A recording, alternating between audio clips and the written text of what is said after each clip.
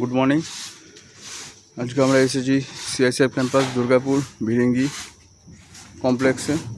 এখানে আমাদের গাড়ি আজকে লোডিং হবে, এই মেটেরিয়াল সব বেরোচ্ছে। এখন বাজে সকাল 7টা।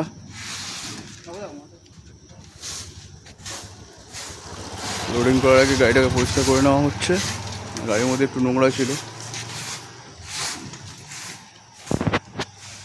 আজকের আমাদের গাড়ি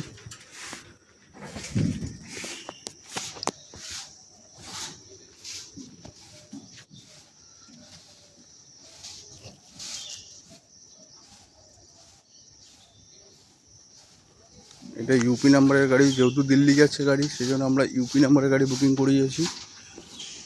এই গাড়িটা হচ্ছে 20 ফুটের।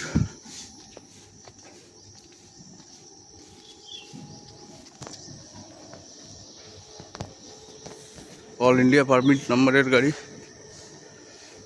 রয়েছে আমাদের ছোট গাড়ি দাঁড়িয়ে আছে,